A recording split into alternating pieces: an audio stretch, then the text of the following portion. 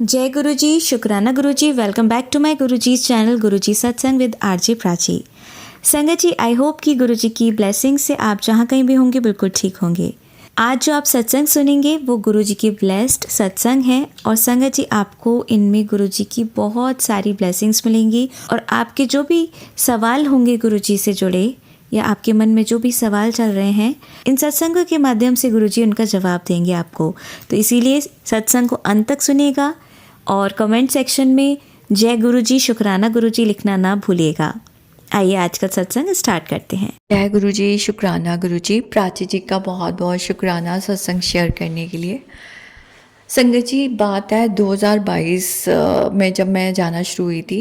महाराज तो हाथ तो उन्होंने पता नहीं कितने जन्मों से पकड़ा हुआ है, बट जो मंदिर जाना शुरू हुई मैं गुरुजी के डुगरी दरबार से स्टार्ट हुई, तब उसके बाद मुझे मौका मिला सबसे पहले लुधियाना में एक सत्संग अटेंड करने का। तो शुक्राना उन संगत सेवादार का जिन्होंने मुझे वो सत्संग पे इनवाइट करा था, बुलाया था।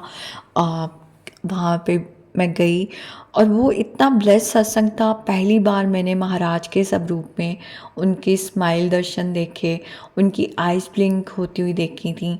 और मैंने ये ज़्यादा शेयर नहीं करा था सबसे, मैंने किसी से मतलब वहाँ पे सत्संग पे तो मैं जानती भी नहीं थी और करना भी नहीं चाहिए। वो मेरा फर्स्ट टाइम था कि मैं किसी के घर सत्संग अटेंड करने गई थी उस टाइम पे।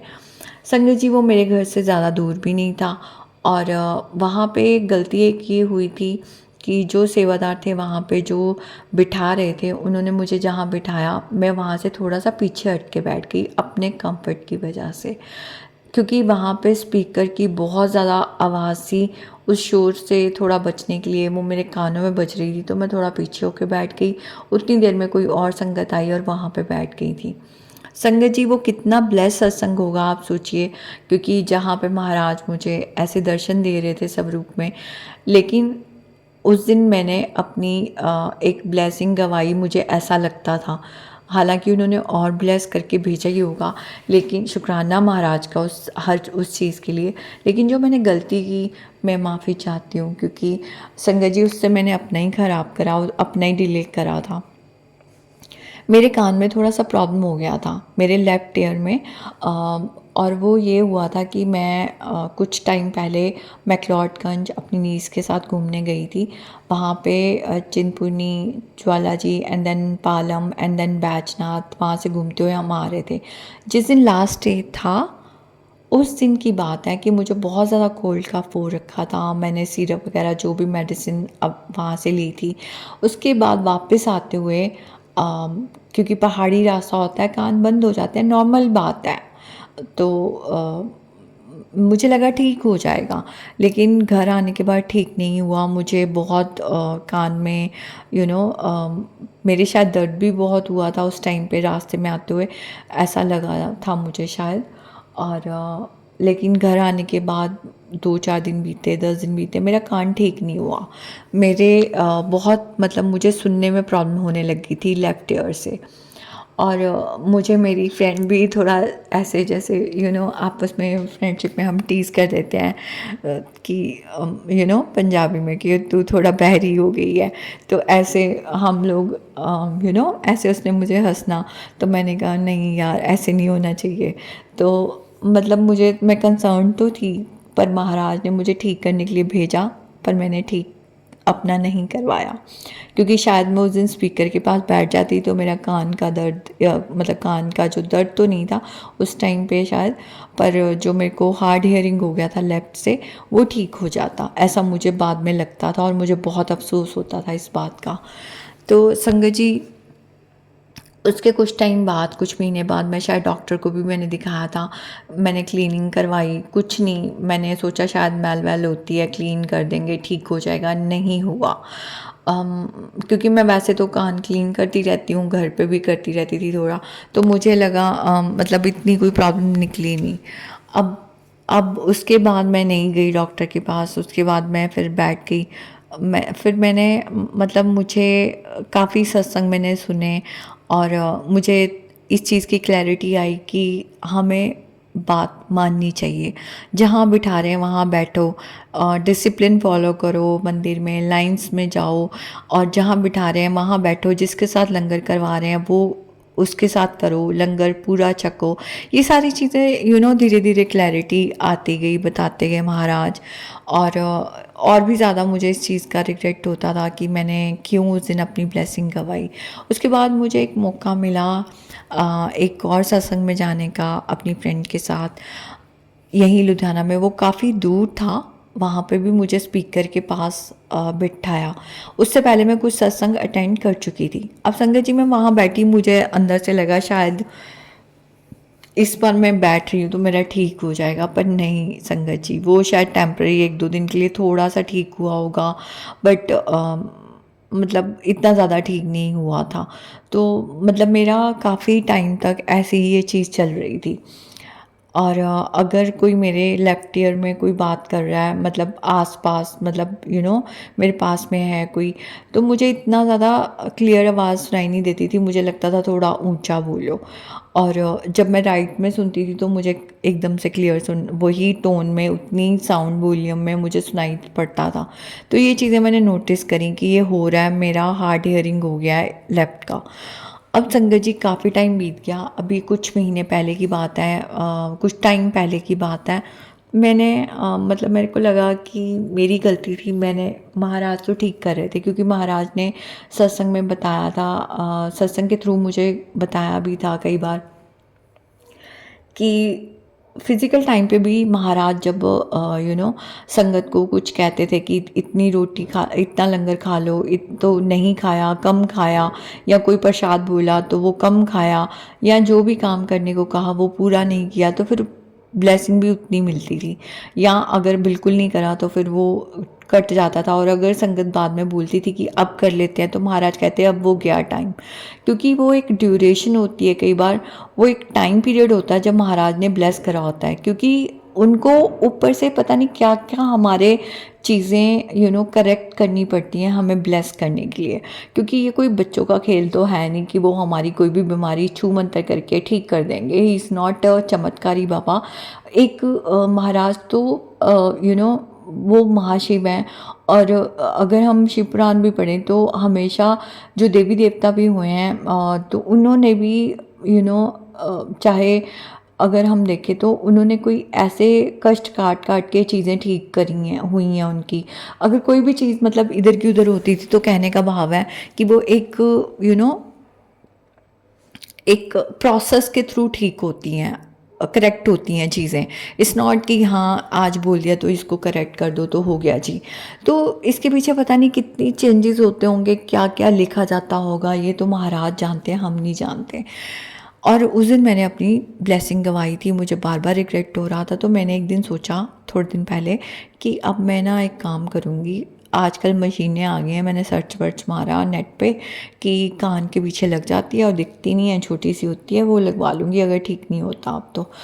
और संगत जी ऐसा सोचना ही था मेरा। और मैं मांग नहीं रही थी महाराज से, क्योंकि मुझे था कि गलती मेरी है।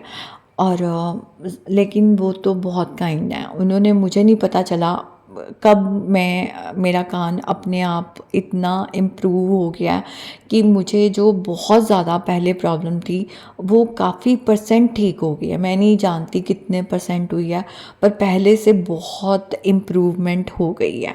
क्योंकि मेरे लिए ये भी है कि अगर कल को मैं जैसे जॉब करती हूँ, कुछ भी काम करती हूँ, तो मेरे लिए कितना मतलब मुश्किल हो जाएगी। तो ये सब चीज़ें मेरे माइंड में थी, जिसकी वजह से मैंने ये कान की मशीन के बारे में सोचा था। और संगत जी जैसे कि मैंने बताया कि काफ़ी इम्प्रूवमेंट हो गई, और वो मुझे पता नहीं चला कब कैसे महाराज ने ब्लेस कर दिया।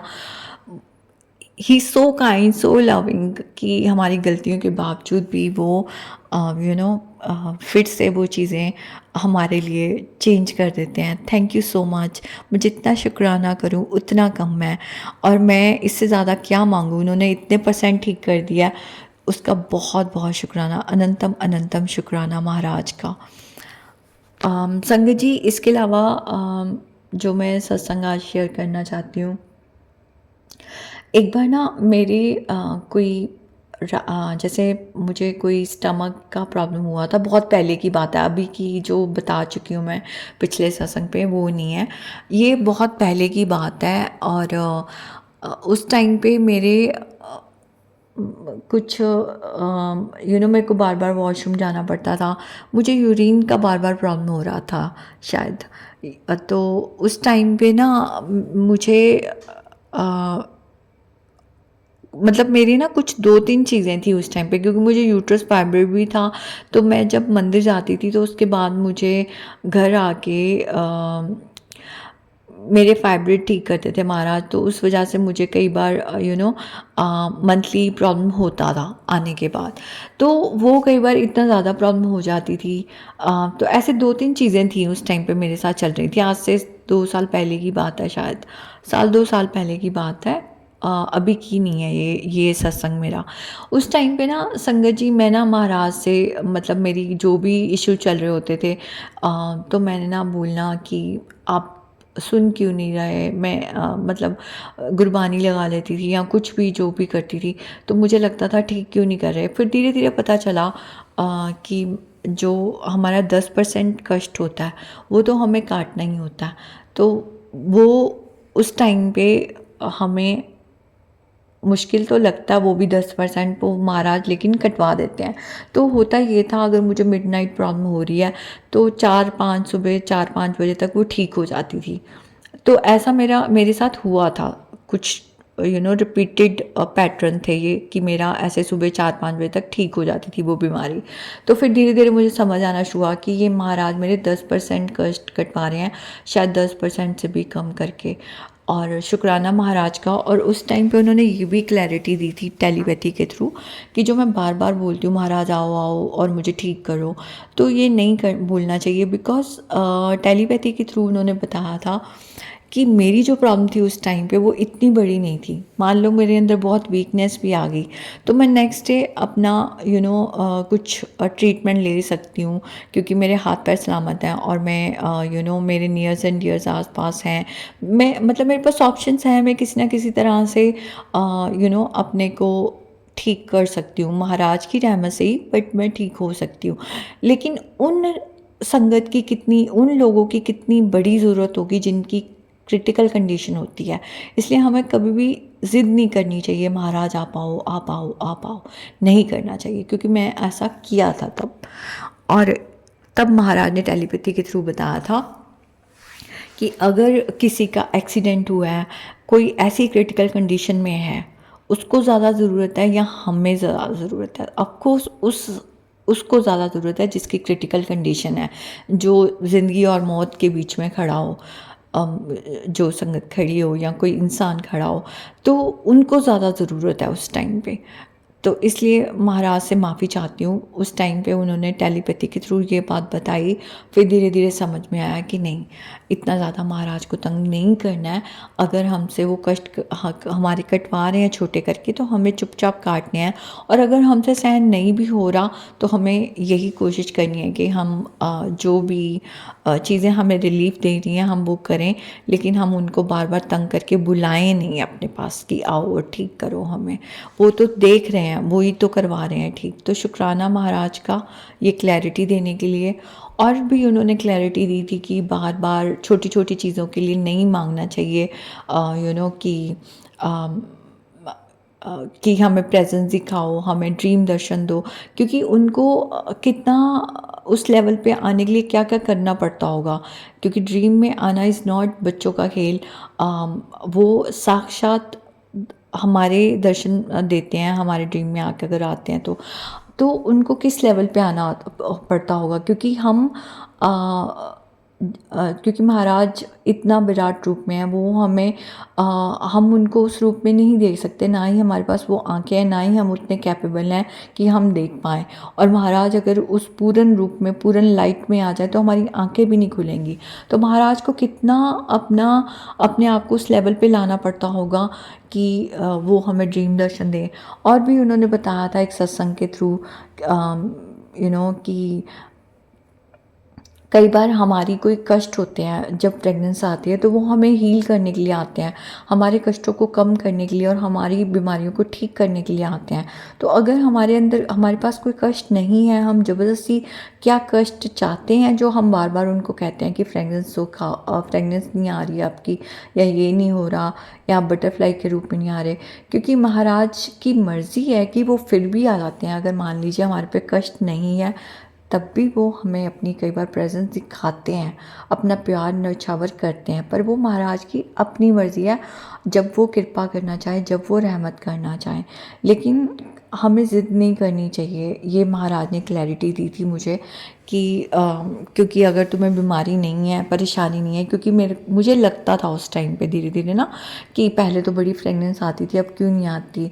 तो फिर मैं चुप हो गई, फिर मैंने मांगना बंद कर दिया और विश करना ऐसे मन में भी नहीं सोचती थी। फिर मैं धीरे धीरे मैंने मन में भी सोचना बंद कर दिया, क्योंकि पहले मैं बहुत ज़्यादा करने लग गई थी। कुछ टाइम पहले की बात है, कुछ साल पहले की बात है।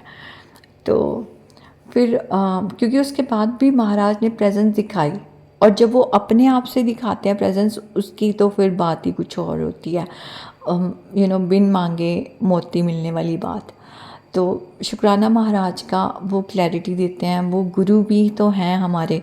तो हम जहाँ पे भटकते हैं या हमें चीज़ें क्लियर नहीं होती, तो वो हमें समझाते हैं, हमारी डायरेक्शन सही करते हैं, शुक्राना महाराज का। और अब वही है कि यू नो उनकी रज़ा में राज़ी रहें, बस वो अपनी रज़ा में वही राज़ी रखें, सद्बुद्धि दें कि हम लोग गलतियां ना करें, छोटी छोटी चीज़ों के लिए आपको तंग ना करें। यू आर नॉट अ चमत्कारी बाबा और कोई मजिशियन जो हमें खिलौने देखने हैं। We are not on that level की अब हम ये हरकतें करें आपके साथ। बिल्कुल हमें समझना चाहिए कि आपकी ज़रूरत शायद किसी उस टाइम पे आप पता नहीं किसका क्या कष्ट काट रहे हो जो क्रिटिकल कंडीशन में है, और हम छोटी छोटी चीज़ों के लिए आपको तंग नहीं करना चाहिए हमें। तो कभी भी आपको तंग करा हो महाराज, तो उसके लिए माफ़ी चाहूँगी, और बस आप सद्बुद्धि देना कि इस चीज़ को हमेशा समझें, और जैसे आप चाहते हैं वैसे हम चलें। महाराज ने ये भी बताया था कि कुछ चीज़ें होती हैं जैसे पर्सनल ब्लेसिंग्स होती हैं, तो वो थोड़ी सी हमें बतानी चाहिए, पर डिटेल में नहीं, क्योंकि कुछ चीज़ें होती हैं जो फिर रुक जाती हैं। तो इसलिए वो चीज़ नहीं शेयर करनी चाहिए। जैसे अब कई बार हमें ऐसे आभास होता है, कोई संगत के रूप में ऐसे लगता है कि वो शायद गुरुजी महाराज थे, क्योंकि कई बार अंदर से आवाज़ आती है कि नहीं ये गुरुजी महाराज हो सकते हैं, क्योंकि वो कुछ भी कर सकते हैं, किसी संगत के रूप में भी आके हमें मिल सकते हैं। ऐसा मैंने सुना भी है, और कई बार हम एक्सपीरियंस कर लेते हैं ऐसी चीज़ें। लेकिन वो हमें कुछ इस तरह से बताना है कि महाराज ने जो कष्ट काटे या जो ब्लेस करा वो तो बताना चाहिए, क्योंकि वो तो महाराज की वडियाई है। वैसे तो हम कर ही नहीं सकते, पर जो शुक्राना है वो तो करना चाहिए।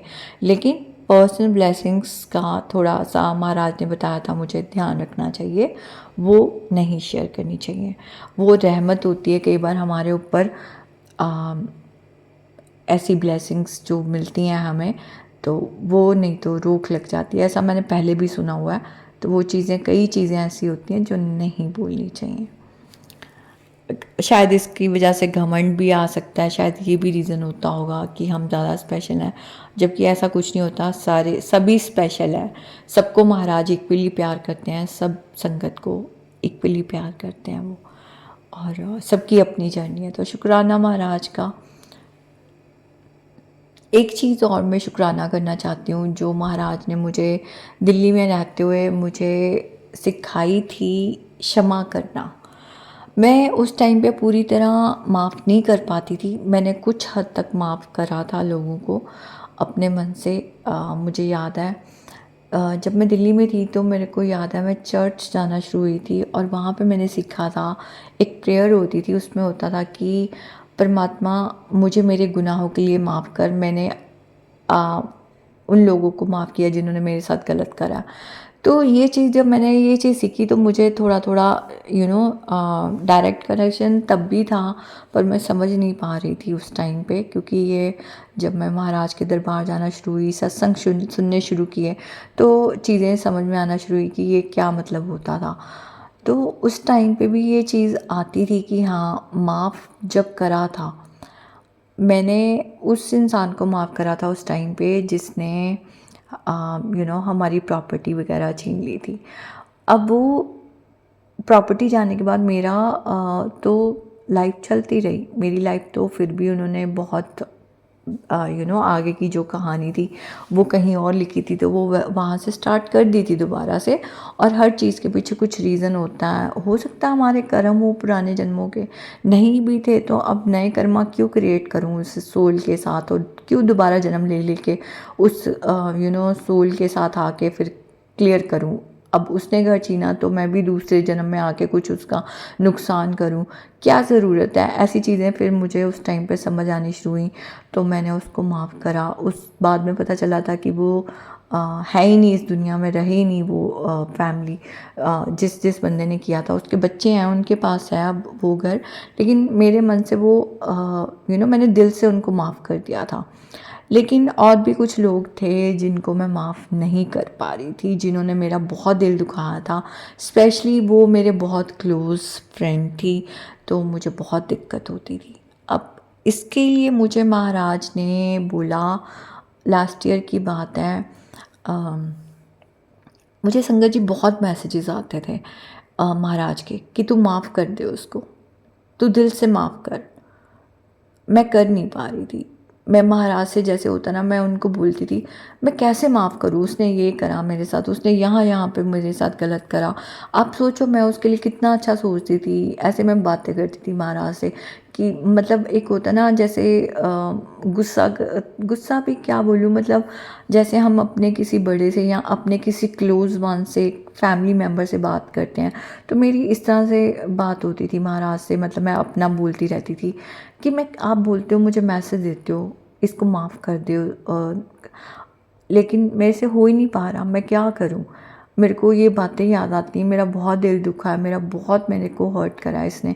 तो लेकिन उस टाइम पे संगत जी उनके कुछ अच्छा काम होना था उनका कुछ लाइफ में, तो शायद इसलिए महाराज बोल रहे थे कि तू माफ़ कर दे। उस टाइम पे मैं बड़े मंदिर गई थी, तो मुझे मतलब उस टाइम जब मैं बड़े मंदिर गई, उस टाइम पे भी शायद मुझे वहाँ पे भी, मैं जहाँ रुकी थी, तो मुझे शायद वहाँ पे भी मुझे मैसेजेस मिले थे सामने से, मैं फ़ोन पे कि तू माफ़ कर दे। तो मैं समझ गई थी कि ये मैसेज मेरे लिए ही है, बार बार जब इतने टाइम से आ रहा था। तो फाइनली महाराज ने हिम्मत दी, और मैंने जब बड़े मंदिर गई, किसी तरह से मैंने ये प्रेयर करी, महाराज ने रहमत करी कि मैंने वहाँ पे प्रेयर करी कि ठीक है, मैंने उसको माफ़ करा। संगत जी हालांकि उसके बाद भी मुझे थोड़ा सा रहता था कि इस इंसान ने मेरे साथ बहुत गलत करा, पर मैंने उसका बुरा नहीं मांगा। मतलब मैंने उसका बुरा नहीं मांगा उस टाइम पे।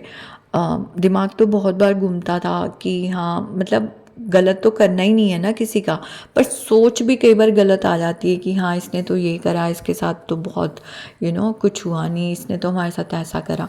तो फिर उसके पीछे भी कोई रीज़न होगा, क्योंकि मुझे गुरुजी महाराज इसलिए कहते थे कि तू माफ़ कर, बाकी मैं अपने आप देखूँगा क्या करना है किसी का, क्या नहीं करना। क्योंकि अब तक जो भी किसी ने करा मेरे साथ उस टाइम पे, उस जिसकी भी मैं बात कर रही हूँ, उसको उसके कुछ रीज़न होगा कि महाराज मुझे माफ़ करवा रहे थे, उसको माफ़ी देने के लिए बोल रहे थे। मुझे नहीं पता उसके क्या रीज़न थे, क्या नहीं थे, पर जब माफ़ कर दिया, दिल हल्का हो गया। उसके बाद मतलब ये भी मैसेजेस आते थे कि अब अगर तेरे साथ कोई गलत करता है तो मैं देखूँगा। ऑब्वियसली फिर वो ही इंसान क्यों ना हो, अगर मेरे माफ़ कर दिया, दिल से माफ़ कर दिया, उसको पता भी नहीं है कि उसने मेरा कितना का दिल दुखाया होगा, लेकिन मैंने मन से उसे माफ़ कर दिया। मैंने भी कईयों का दिल दुखाया, मैंने उसके लिए भी माफ़ी मांगी परमात्मा से, और आज भी मांगती हूँ। अगर मैंने जिन जिन के भी दिल दुखाए होंगे गुस्से में, या किसी ने मेरे साथ बुरा किया, मैंने उसको बोल दिया, क्यों किया मेरे साथ गलत, या मैंने सुना दिया इस गुस्से से, तो महाराज क्षमा करना बहुत सिखाते हैं। ये संगत जी, मैं इसलिए बार बार इस चीज़ पे बोल रही हूँ क्योंकि ये प्रैक्टिकली हुआ है मेरे साथ। मैंने बहुत सालों तक ये चीज़, मैं बहुत फ्रस्ट्रेट होती थी अकेले बैठ के घर पे कि मेरे साथ इसने ये करा, उसने ये करा। मैं लोगों को जा जा के अपने दुखड़े नहीं सुनाती थी इतने, लेकिन मैं अंदर अकेले बैठ के बहुत फ्रस्ट्रेट होती थी और डिप्रेशन में जाने वाली हालत हो जाती थी संगत जी, और डिप्रेशन में गई भी हूँ, पर महाराज ने बचा लिया मुझे। तो माफ़ी देना इजी नहीं होता, अगर ख़ास करके किसी ने बहुत ज़्यादा हमारा दिल दुखाया और कोई बहुत क्लोज़ हो।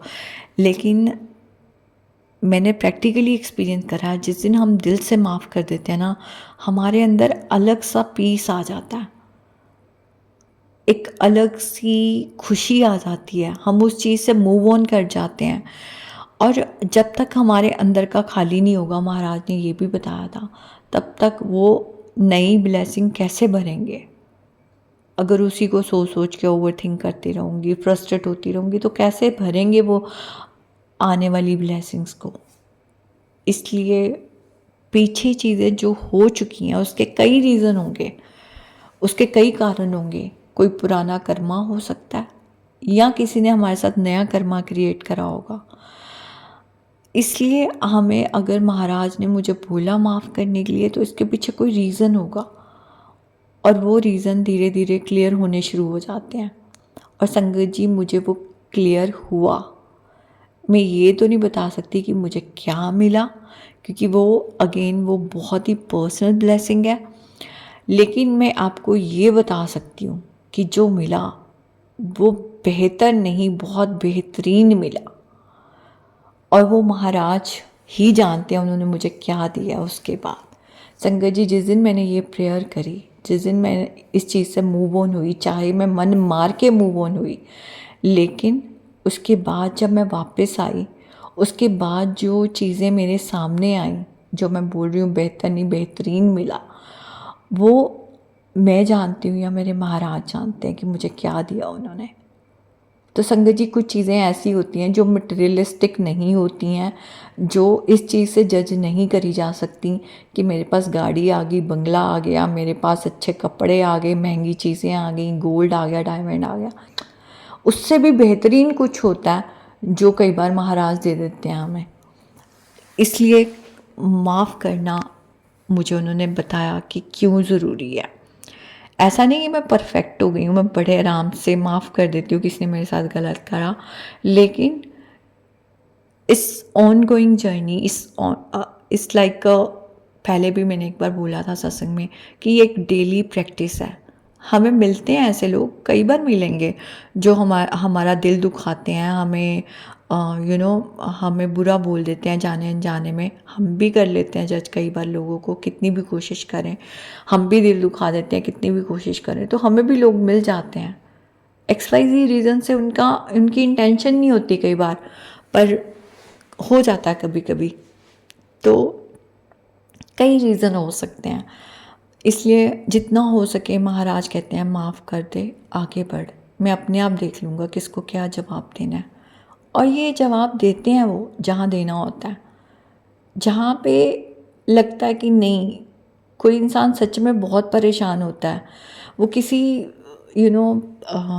XYZ रीज़न से हमारे साथ रूड हो जाता है, कोई गलत बोल देता है, उसको माफ़ कर देना बेहतर होता है। या कोई काम हमारा नहीं बनता, कोई रुकावट बन जाता है हमारे काम में, वो एक्चुअली महाराज ही हमें बचा रहे होते हैं, उसकी गलती नहीं होती, वो ही हमें बचा रहे होते हैं कुछ चीज़ें ना हो हमारी लाइफ में, और हमें लगता है कि इसने रुकावट डाली। ये चीज़ों की भी क्लैरिटी दी उन्होंने मुझे कि क्यों मुझे माफ़ करने के लिए बोलते थे वो, क्योंकि वो एक ज़रिया था मेरे काम में रुकावट डालने के लिए। पर मेरे काम में रुकावट डाल के महाराज ने मुझे कितनी बड़ी प्रॉब्लम से बचाते हैं। वो कितने ऐसे लोगों से बचा देते हैं जो हमारे लिए आने वाले टाइम में सही नहीं होते हैं। तो शुक्राना महाराज का, क्योंकि ये चीज़ें धीरे धीरे अनफोल्ड होती हैं। हर चीज़ के पीछे कुछ रीज़न होता है। तो यही है कि सद्बुद्धि देना, इतनी महान नहीं हूँ, बट यही कोशिश है। जो आप चाहते हैं कि माफ़ करो और आगे बढ़ो, वो बहुत मतलब सही चीज़ है। अपने को भी माफ़ कर देना चाहिए। जो हमने गलत करा, हमें भी गिल्ट नहीं रखना चाहिए। तभी हम आगे बढ़ पाएंगे लाइफ में, नहीं तो हम पीछे ही फंसे रहेंगे। सो शुक्राना महाराज का, अनंतम अनंतम शुक्राना। बार बार ये चीज़ें बोलने का संगत जी यही कारण होगा कि कई बार कोई संगत को आंसर मिलने होते हैं और अच्छी तरह से वो संगत समझ ले, क्योंकि ये चीज़ें मेरे साथ हुई हैं प्रैक्टिकली। और कई बार एक संगत भी ऐसी होती है जिसको वो आंसर मिलना होता है और वो उस चीज़ को फिर समझ जाता है कि हाँ महाराज मुझे ये समझाना चाहते हैं, मुझे ये बताना चाहते हैं, तो मैं ये काम करूं। क्योंकि वो तो हमें किसी भी तरीके से ब्लेस करते हैं, बस हमें वो चीज़ पकड़नी है। क्योंकि वो एकदम कई बार आके एक एक वर्ड से नहीं बताएंगे, वो हिंट देते हैं, वो संकेत दे सकते हैं। तो और लंबा ना खींचो, बस आज के लिए इतना ही। शुक्राना संगत जी मुझे सुनने का, अनंतम अनंतम शुक्राना महाराज का। आंटी जी बहुत ही प्यारे और ब्लेस्ड सत्संग थे आपके, और मैं गुरुजी से अरदास करूंगी कि वो आपके ऊपर और आपकी फैमिली के ऊपर अपनी रहमतें यूं ही बरसाते रहें। और जो भी संगत इस सत्संग को सुन रही है, या जिन्होंने सुना या जिन्होंने नहीं भी सुना, सभी को गुरुजी ब्लेस करें, ऐसा मैं चाहूँगी। तो संगत जी, इसी के साथ मैं ये कहना चाहूँगी कि अगर आपका भी कोई सत्संग आप संगत जी के साथ शेयर करना चाहते हैं तो आप मुझे मेरे व्हाट्सएप नंबर पर लिखकर या ईमेल आईडी पर लिखकर या बोलकर क्लियर ऑडियो भेज सकते हैं, और गुरुजी की कृपा से आपका सत्संग भी संगत जी के साथ ज़रूर शेयर किया जाएगा। अब अंत में मैं गुरुजी का मंत्र जाप करना चाहूँगी। ओम नमः शिवाय, शिवजी सदा सहाय। ओम नमः शिवाय, गुरुजी सदा सहाय। ओम नमः शिवाय, शिवजी सदा सहाय। ओम नमः शिवाय, गुरुजी सदा सहाय। ओम नमः शिवाय, शिवजी सदा सहाय। ओम नमः शिवाय, गुरुजी सदा सहाय। जय गुरुजी, शुक्राना गुरुजी, अनंतम अनंतम शुक्राना मेरे गुरु मालिक।